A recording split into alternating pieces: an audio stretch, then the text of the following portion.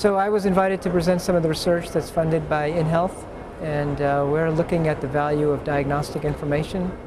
So we've done a large survey of people in the United States and whether they would want to know early in life if there were a predictive test that told them whether they would get certain diseases later in life.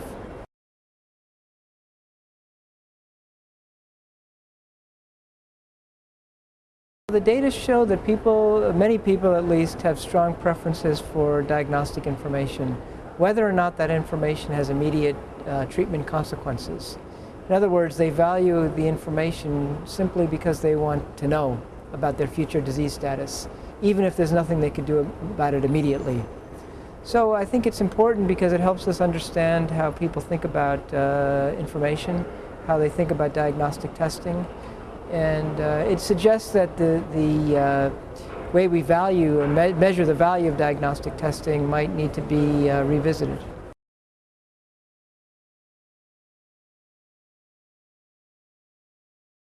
Well, there's always more research to be done, of course, and this study suggests other studies that might be done in the future.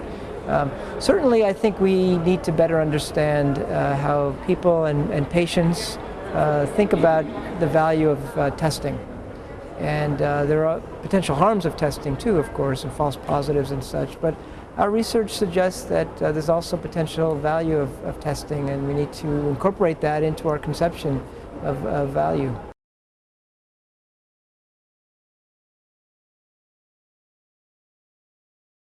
Well, one thing is we asked people, would you want to know if there were a test to predict whether you would get Alzheimer's disease in the future? My expectation was many people would not want to know. After all, why would you want to live with that information? But our data suggests that many people actually would want to know. Why? We ask them, and they tell us they would live their lives differently, they would get their finances in order, and perhaps, importantly, they would try to seek out medical therapies and at least do everything they could to try to prevent that disease, even if we tell them there's nothing you can do right now.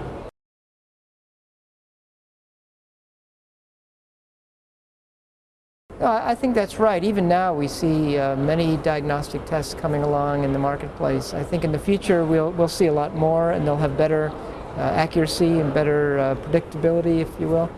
And you know, what we do about that, I think, raises lots of challenges. People may be able to pay for those tests out of pocket themselves.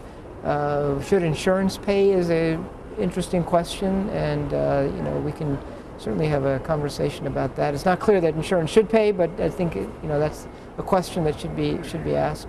But I think in the future we'll just have a lot more choices because there'll be better biomarkers, better genetic information, better predictive tests.